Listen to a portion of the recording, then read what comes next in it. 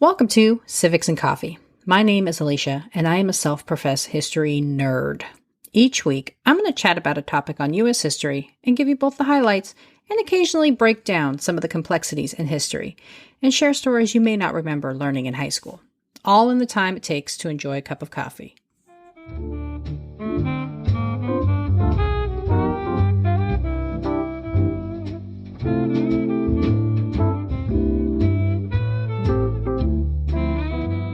Hey there, welcome back. I received a request to cover the topic of Black cemeteries from a longtime listener of the show, Lisa. She sent me a little clip she watched on a news program highlighting efforts to preserve historic Black cemeteries. I watched the clip and was immediately intrigued. I knew I wanted to know more. So this week, I am diving into the history of Black cemeteries. What exactly are they? How did they get established? And why are they struggling to survive? Grab your cup of coffee, peeps. Let's do this. For millennia, human beings throughout the world have incorporated some form of ritual to honor their dead. Whether it is sitting Shiva or holding a wake, people have found ways to memorialize loved ones who have passed away. Studying funeral practices, one can see how cultures throughout history erected tributes to their loved ones through burial. The process of burying the dead has been around since Mesopotamia, where families would place their loved ones in the grounds under or near the home. Memorialization was also common in most burial practices, with descendants inheriting the names of dead patriarchs and matriarchs, and conducting special services to pay respects to those who were journeying in the afterlife. Africa's numerous tribes and kingdoms had as many varied burial practices, but a number of communities shared similarities, such as wrapping their deceased loved ones in cloth or animal skin and burying them in the ground. Some societies also hold a second, larger funeral in the weeks after to celebrate the life of their ancestor. Millions of people have been interred in mausoleums or buried in cemeteries across the globe. In the United States, Black Americans, kidnapped from their native land and viewed as subhuman, had to recreate their own traditions. They were forced to seek out separate property to erect burial sites, prohibited from being laid to rest next to their white counterparts. Over the years, these cemeteries have largely been forgotten by the surrounding communities, prompting historical societies to push for federal protections. As enslaved individuals worked the fields and labored in extreme conditions, their death was treated as an afterthought, with burials often occurring at night, once the day's work was completed, and in the undesirable tracts of land held by the men who claimed ownership over them.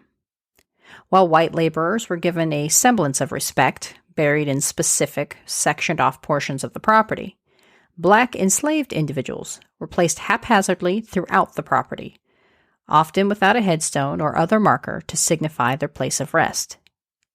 Despite the refusal of the owners to purchase any kind of identifier for the grave, enslaved individuals often used natural elements to highlight the location, using things like yucca plants as at least a temporary marker. And whereas white laborers were provided some protection from the elements with small enclosures or fences, their African counterparts were left to sit in a wide open, unfenced area and as a result were trampled on by the local livestock.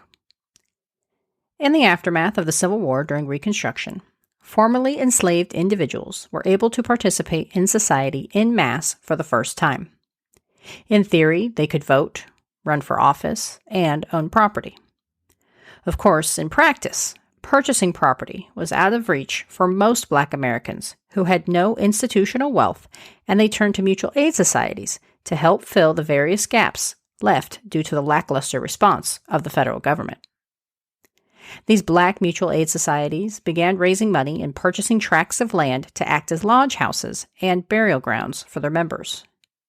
One such benevolent society was erected in the mid-19th century in Kentucky by a number of Black men who were hoping to create an organization to contribute collectively to the well-being of their members. By 1869, the society raised enough capital to provide burials in Lexington. Their cemetery site was made up of 4 acres, purchased with a $1,000 down payment. Despite the 10% interest rate, the loan was paid in full in just 2 years. As mentioned before, Black men and women were prohibited from being buried in, quote, white cemeteries. Black burial sites were often limited to potter's fields or segregated or otherwise undesirable tracts of land. Forced to procure separate parcels for burial, these societies helped facilitate the funeral of many community leaders. In Kentucky, they helped arrange the burial for a number of citizens, including founders of a local orphanage for Black children and one of the youngest people to win the Kentucky Derby, James "Soup" Perkins. Perkins, who was just 15 at the time, rode a horse named Halma in the Derby, winning by 5 lengths in 1895. Black servicemen, known as Buffalo Soldiers, who served in the United States Army after the Civil War and aided the government in their westward expansion, were also buried in the same cemetery, their stories likely lost to history. Unfortunately, the cemetery in Kentucky, like so many others, began to go into disrepair as the members of the Mutual Aid Society started dying. While the cemetery was fairly safe while the society was in existence, without any protections as a national or state park or historic site, maintenance of the grounds became the responsibility of extended family members. The property became overgrown and turned into a dumping ground. Considered abandoned by the city, who failed to recognize the historic significance of the grounds, the cemetery was desecrated and bodies were moved off-site, with headstones being crushed. And once it was designated as abandoned, the city decided to sell off parcels for development and a small park.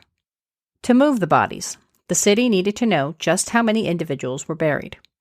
While oral histories put the estimate at over 3,000, official records capped the count at 900. The city hired someone who was paid $1 for every grave uncovered and transported. It ended up costing more than $5,000. As communities expanded, history was lost within the grounds, likely gone forever due to the lack of records or markers. And while the grounds of the deceased are seen by most as hallowed and sacred, Black cemeteries have endured a series of slights and attacks throughout their existence. Ownership of property did not provide guaranteed protection. As towns and cities expanded and areas became ever more populated, local residents, usually white residents, pushed for their closures to make room for other developments. A Black cemetery located in Barton Heights, a previously unseemly area just north of Richmond, Virginia, was forced to close after residents petitioned Virginia's General Assembly to shutter the gates due to the area becoming a nuisance and a, quote, health hazard, end quote. In another example of desecrated burial sites, the Columbian Harmony Cemetery, located in Washington, D.C., which was home to thousands of deceased residents, including Mary Chadd, the first Black female publisher in the country, also experienced land loss and a particularly thoughtless disposition of the headstones of those buried. In 1957, owners of the cemetery were approached about selling their property in exchange for the relocation of the bodies to a new site outside of the district. Apparently, whatever agreement executed did not include transporting the headstones, and so as the land was excavated and bodies moved, the headstones were discarded. Some decided the headstones were perfect to shore up the local riverbed and dumped these stone markers along the banks of the water. People used headstones as erosion control. And what happened to the land that was formerly the cemetery? It is now a metro station. The only indication of the history it contained is a small plaque that reads, quote, Former site, Columbian Harmony Cemetery, 1857 to 1959. Many distinguished Black citizens, including Civil War veterans, were buried in this cemetery, end quote. The bodies of Civil War veterans were moved, again without thoughts about their headstones, to a plot in Maryland and buried in mass graves. Without markers, the precise location of those buried is unknown. No one pointed to the historical significance of these grounds, of the potential history buried below. For context, imagine portions of Arlington National Cemetery being sold off and the bodies moved haphazardly to a mass grave miles away. Unfortunately, the story repeats itself in various cities throughout the country. In my research, I found dozens of articles referencing discoveries of mass graves or remains of individuals in areas both known to have been the former site of a black cemetery and previously unknown locations. Another issue being uncovered is the failure of those purchasing the land to ensure all bodies are transported to their new resting place.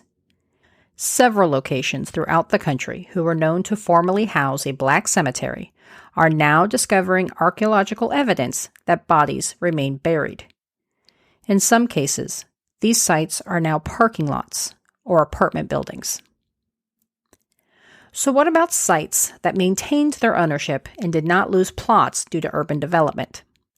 Unfortunately, the individual graves in these sites were no safer. As the study of medicine evolved to include dissections in the late 18th and early 19th century, the desire for cadavers reached a premium. This demand for corpses led to grave robbing and consisted of predominantly black bodies.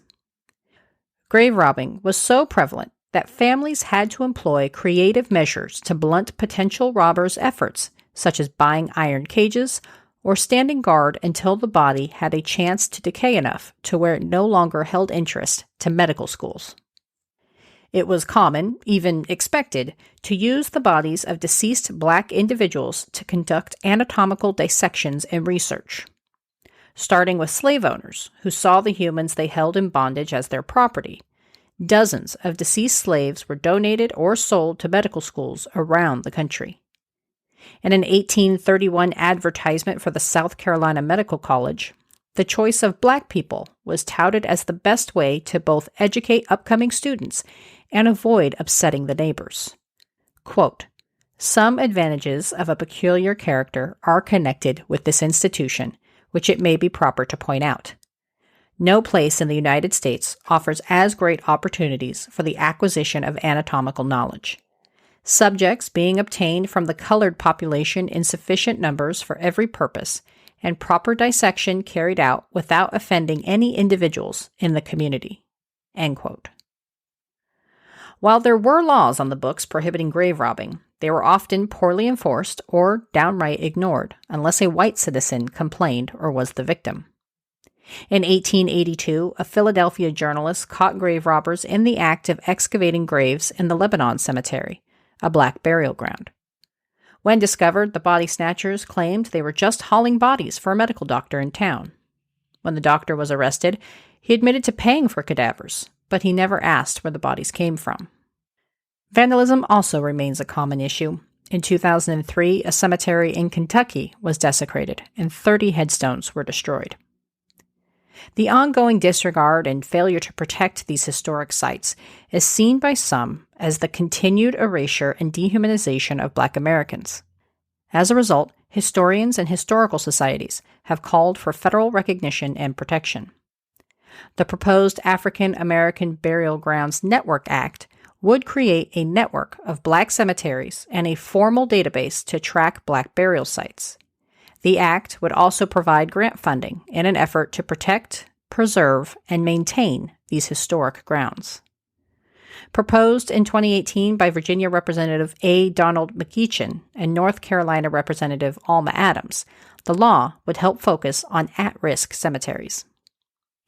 Per Congress's website, the bill had 49 co-sponsors and detailed why such a law is needed, including the fact that for several decades, Black families had limited options or authority in determining where their loved ones were buried. The bill passed in the Senate, but failed to gain traction in the House of Representatives.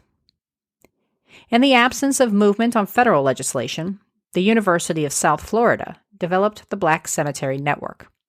Their goal is to highlight these historic sites and connect those who may be focusing efforts on documenting and preserving these otherwise forgotten areas. They launched their page over the past summer and currently have 15 registered burial sites and are working to advocate for a state network that is similar to what was proposed in the failed federal legislation. You can check them out at blackcemeterynetwork.org. The Black Cemetery Network is not the only group focused on preserving this history. Several small historical societies are on the front lines of trying to protect their local cemetery from ongoing development. And several southern states have enacted legislation providing for local networks to work together to discover, protect, and preserve other historic Black cemeteries. So, how many of these cemeteries exist? Unfortunately, because of the lack of documentation and preservation of these sites, the true number remains unknown. Thanks in part to the advancements in technology, unmarked graves are constantly being discovered and researched. From a mass grave from the Tulsa Race Massacre to the discovery of nearly 30 human remains on the grounds of a former Black cemetery, cultivating a list of these locations is a daunting task. As forgotten remains of Black individuals continue to be discovered all across the country, some who champion their preservation put the estimates at over 50 historically Black cemeteries, all in need of preservation and protection. And why are they struggling to survive? Well, there are several reasons, but one of the biggest roadblocks to survival is the lack of any recognition on a local or federal level. Being identified as a historic site comes with funding and a certain level of protection that private property does not yield. So much of Black history in America is missing or incomplete due to the absence of journals, photographs, or other primary material that is dominant in sharing the early history of our country. By preserving these historic cemeteries, a tangible piece of Black history can be saved for future generations of scholars, researchers, and descendants. I want to thank Lisa, who suggested I dive into this topic. It was heartbreaking, but also an important part of our history. If you have a topic you would like me to cover, you can always reach me through the website at www.civicsandcoffee.com. Thanks, peeps.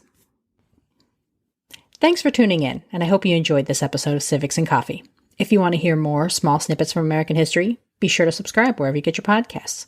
Thanks for joining me, and I look forward to our next cup of coffee together.